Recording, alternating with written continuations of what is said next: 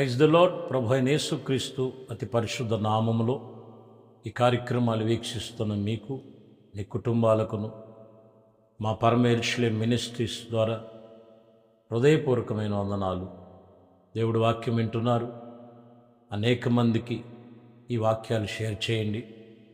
మా ఛానల్ని ఇంకా సబ్స్క్రైబ్ చేసుకోకపోతే సబ్స్క్రైబ్ చేసుకొని దేవునితో, దేవుని సన్నిధిలో మనం గడపవలసిన, మరింత జాగ్రత్తగా తీసుకోవలసిన రోజులు ఈ రోజులు. దేవునితో మనం సహవాసం కలిగి ప్రభుతో మనం నిబంధన చేసుకుందాం. పరిశుద్ధ గ్రంథములో నుంచి రాయబడిన మాటలు ఇర్మియా గ్రంథం 15వ అధ్యాయము 15వ వచనం చదువుతున్నారు. యెహోవా నాకు శ్రమ, నా శ్రమలు నాకు తెలిసే ఉన్నది. నన్ను జ్ఞాపకము చేసుకొనుము, నన్ను దర్శించుము. నన్ను హింసించు వారికి నొకరునొకరు ప్రతిదండన చేయుము.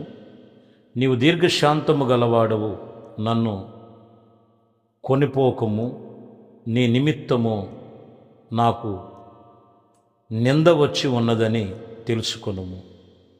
ఈ వాక్యములో యెహోవా నాకు శ్రమ కలిగిన అనే సంగతి నేను తెలుసుకొని నన్ను జ్ఞాపకము చేసుకొనుము. ఈ వాక్యములో దేవుని మాటలు మనం చూడొచ్చు. నన్ను జ్ఞాపకము చేసుకొని నన్ను దర్శించు, నన్ను దర్శించు. దేవుని మాటలు ఈరోజు దేవుడు ఎప్పుడు దర్శిస్తారు అనేది మనం చూస్తే, ఇక్కడ భక్తుడు రాస్తున్న మాట, శ్రమలలో ఉన్నాను నేను. మనుషుల యొక్క ఆలోచన విధానాలు వేరు. దేవుడు దర్శనము, దేవుడు ఎప్పుడు దర్శిస్తాడు, ఎవరిని దర్శిస్తాడు? ఇక్కడ ఈ భక్తి జీవితంలో ఉన్న రాయబడిన మాటలో, శ్రమలలో ఉన్నాను, నన్ను దర్శించు. దేవుని వైపు మనం చూడాలి. బాధల్లో ఉన్నాం, కాస్త పలకరియచ్చు కదా. ఇది మనుషుల యొక్క స్వభావం. దేవుడు మనల్ని దర్శించాలి, దేవుడు నిన్ను దర్శించాలి. కాబట్టి నన్ను దర్శించు. ప్రతి ఒక్కరు కూడా చెప్పాలి, నన్ను దర్శించు. శ్రమలలో ఉన్నాను, నన్ను దర్శించు. దేవుడు ఖచ్చితంగా దర్శిస్తాడు. చూద్దాం. 64వ అధ్యాయంలో యెషయా గ్రంథములో 5వ వచనంలో, నీ మార్గములను బట్టి నన్ను జ్ఞాపకము చేసుకొనుము, సంతోషముగా నీతిని అనుసరించు వారిని నీవు దర్శించుచున్నావు. చూసారా?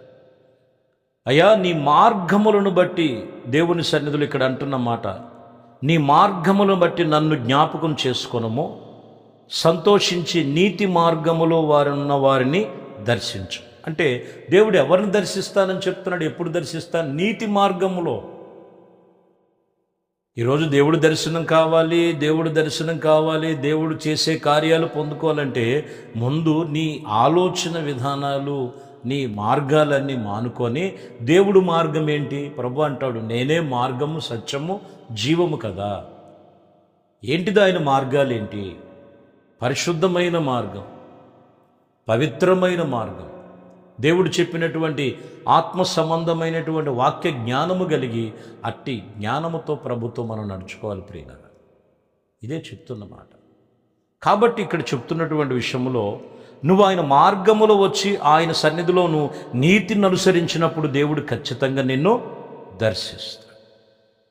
లూకా సువార్తలో 19వ అధ్యాయం 43లో మనం చదివితే, ప్రభువా, నిన్ను దర్శించి నన్ను దర్శించిన కాలమున నీవు ఎరగకొండినట్లు కనుక నీ శత్రువులు నిన్ను చుట్టుకొని ఉన్నారు. ఇక్కడ మీరు గమనించాలి. ఎందుకు చుట్టుకొని ఉన్నారంటే, దేవుడు ఎప్పుడో దర్శించాడు. ఆ దర్శించిన కాలమున గుర్తించలేకపోయారు, ఎరగక ఉన్నట్లు రాయబడు. చాలా సందర్భాల్లో ప్రతి మనుషుని కూడా దర్శిస్తాడు. ఆయన ఎలా దర్శిస్తారంటే, వాక్యము చేత దర్శిస్తారు. మొదటిగా కలలతో దర్శిస్తారు. ఆయన ప్రవచనాలతో కొన్ని విషయాలు మాట్లాడుతున్నప్పుడు దర్శిస్తుంటారు. ఈ విషయంలో కొందరు ఇవి నాకు కాదులే, నన్ను కాదులే అని కొన్నిసార్లు తోసిపుచ్చుతూ ఉంటారు. కానీ ఇక్కడ భక్తుడు చెప్తున్న మాట, నీవు నన్ను దర్శించావు కానీ ఆ కాలమున నీవు ఎరగకుండా ఉన్నావని ప్రభు మాట. కొందరు ఎరగనట్లుగా, తెలియనట్లుగా ప్రవర్తిస్తుంటారు. ఆయన దర్శించే కాలమును మనము సమీపముగా మన దేవునితో మనం నిబంధన కలిగి. ఇలాగే యేసు ప్రభు వారు బెతస్దా కోనేరు దగ్గరికి వెళ్ళారు. ఎందుకు ఆ కోనేరు దేనికి సంబంధించిందని అంటే, గొర్రెల ద్వారము గుండా కోనేటి యొద్ద మరి కోనేటు ఒడ్డున చుట్టూన 5 మండపాలు ఉన్నాయి. 5 మండపాలలో మరి అనేక మంది రోగులు, అనేక మంది వ్యాధిగ్రస్తులు అక్కడ పడి ఉన్నారు. ఎందుకు పడి ఉన్నారంటే, నెలకు ఒక్కసారి నీళ్లు కదిలిస్తూ ఉంటాడు దేవదూత వచ్చి. మొదటిగా ఎవరైతే ఆ నీళ్ళల్లో దిగుతారో ఎటువంటి రోగమైన స్వస్థసిద్ధుడు గలవాడై మరి స్వస్థత పొందుతారని వాక్యం చెప్తున్నమాట. చాలామంది జీవితంలో దేవుడు ఎప్పుడో దర్శిస్తాడు వాక్యము చేత. అంటే ఇక్కడ మీరు గమనించాలి, నీళ్లు అనేది దేనికి సాదృశ్యం అంటే, దేవుని వాక్యము నీ హృదయములు కదిలిస్తూ ఉంటుంది. ఆ వాక్యమును బట్టి ఎవరైతే మొదటిగా ఒప్పుకొని వాళ్ళలో ఉన్న బలహీనతలు విడిచిపెడతారో ఆ వ్యక్తిని దేవుడు దర్శిస్తాడు. ఎంత బలహీనతలైనా కానీ స్వస్థపరుస్తాడు. అయినా ఇక్కడ మీరు గమనించినట్లయితే యేసు ప్రభు వారు ఆ కోనేటి దగ్గరికి వెళ్ళాడు. 5వ అధ్యాయం 6వ వచనం, యేసు వాడు పడి ఉండట చూసి వాడు ఇదిగో బహుకాలము నుండి ఆ స్థితిలో ఉన్నాడని ఎరిగి, స్వస్థపడగోరుచున్నావా అని వారిని అడిగాను. ఆ రోగి, అయ్యా, నీళ్లు కదిలించబడినప్పుడు నన్ను కోనేటిలోనికి దించుటకు నాకు ఎవడును లేడు గనుక నేను వచ్చినంత వరకు మరి ఎక్కువగా ఇదిగో ఏ విషయంలో కూడా నాకన్నా ముందుగానే ఎవడో ఒకడు దిగుతున్నాడు అని యేసయ్యతో ఉత్తరం ఇస్తున్నాడు. ప్రభు దర్శించాడు, బాగుపడతావా నువ్వు అని అంటే, అందుకని ప్రభు అంటాడు అక్కడ ఒక మాట, యేసు నువ్వు లేచి నీ పరుపునెత్తుకొని నడవమని చెప్పాడు. ప్రభు దర్శించాడు.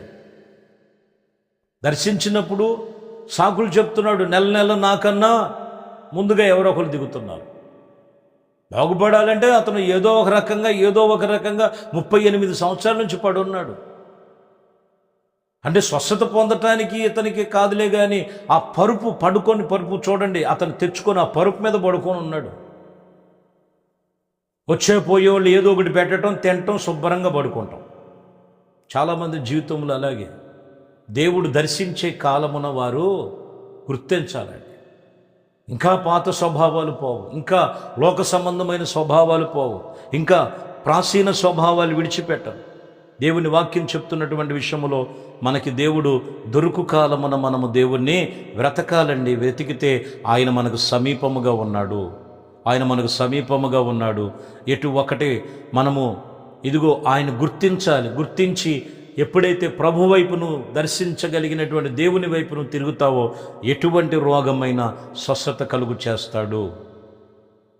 కీర్తన గ్రంథం 8వ అధ్యాయం 4వ వచనం, నువ్వు మనస్సున జ్ఞాపకము చేసుకున్నటకు వాడు ఏ పాటివాడు. చూడండి, మనుషుడు ఏ పాటివాడండి అక్కడ అంటున్న మాట.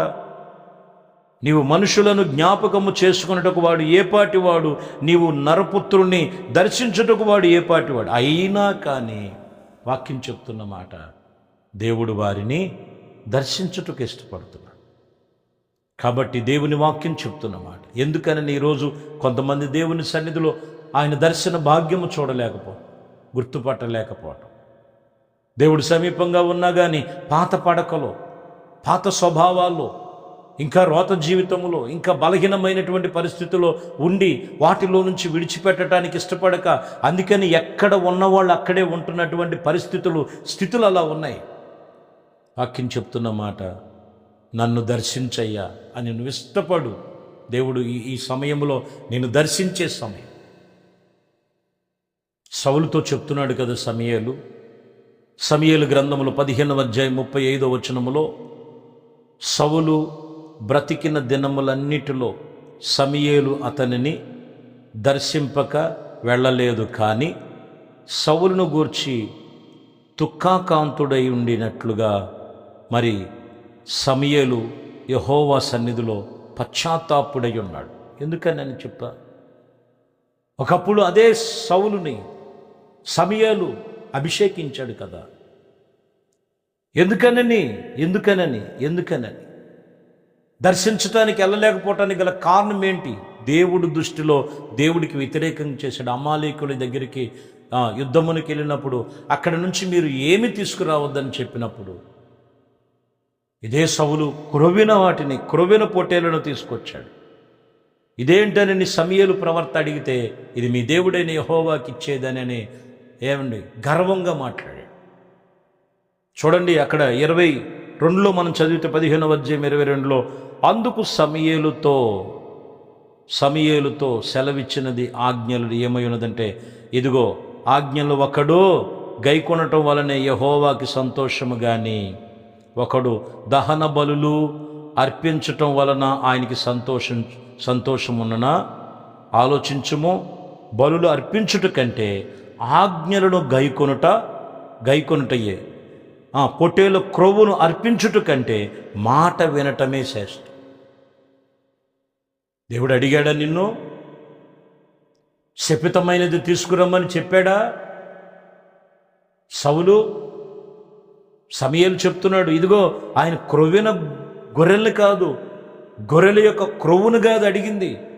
దేవుడు ఆజ్ఞలు అనుసరించటమే ఇది దేవునికి సంతోషం, శ్రేష్టం. కొంతమందికి దేవుడు దర్శనం ఎందుకు లేదనంటే అర్థమవుతుందండి, కొన్ని శపితమైనటువంటి వాటిని అనుసరించటం, శపితమైనటువంటి వాటిలో నిలిచి ఉండటం. ఆ శపితమైన వాటిని విడిచిపెట్టు, దేవుడు వద్దన్నది విడిచిపెట్టు, దేవుడు నిన్ను దర్శిస్తాడు. దేవుడి కార్యాలు నువ్వు పొందుకుంటావు.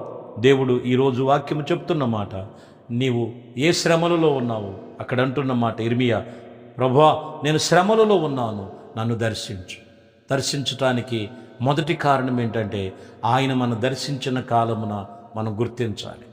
రెండోది, దేవుని దర్శనము కలిగి ఉండాలంటే వాక్యం చెప్తున్నటువంటి మనం జ్ఞాపకం చేసుకోవాలి, సాకులు చెప్పొద్దు, పాతవి విడిచిపెట్టాలి, దేవుడు మనల్ని దర్శిస్తాడు. మూడవదిగా చెప్తున్నటువంటి మాట, దేవుడు ఆజ్ఞలు, దేవుని మాట వింటమే శ్రేష్టం. గొర్రెలను మేకలను మరి క్రొవ్వినటువంటి గొర్రెలను వధించటం కాదు, కానీ ఆయన ఆజ్ఞలను అనుసరించటమే దేవునికి ఇష్టం, ఇది దేవునికి శ్రేష్టం.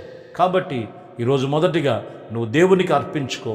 దేవుడు నీ ప్రతి కార్యాలన్నీ కూడా నీ పట్ల జరిగించి ఆయన నిన్ను దర్శించి ఆయన కృపలో నిన్ను స్థిరపరచునుగాక. ఆమేన్. ప్రార్థన చేద్దాం. మహాపరిశుద్ధుడా, ప్రేమ కలిగిన తండ్రి, దయగలిగిన మా ప్రభువా, మీ శ్రేష్టమైన పరిశుద్ధ నామమును బట్టి మీకు వందనాలు. ఈ ఉదయకాలము మమ్మల్ని దర్శించి మీ వాక్యము చేత ఈ దర్శన భాగ్యము, ఈ వాక్యము విశ్వసిస్తున్న వారందరికీ కూడా దయచు. శాపకరమైనది తీసివే, వ్యతిరేకమైనది తీసివే, లోపములు కలిగినవి తీసేయండి. మీకు అనుకూలముగా పరిశుద్ధముగా మీరు పిలిచినప్పుడు పిలుపుకు తగినట్లుగా జీవించే జీవితం ప్రతి ఒక్కరికి దయచేయండి. యేసుక్రీస్తు పరిశుద్ధ నామములో ప్రార్థించి వేడుకొనుచున్నాం తండ్రి. ఆమేన్. దేవుడు మిమ్మల్ని దీవించి ఆశీర్వదించునుగాక. ఆమేన్. దేవునితో వచ్చిన పరిశుద్ధ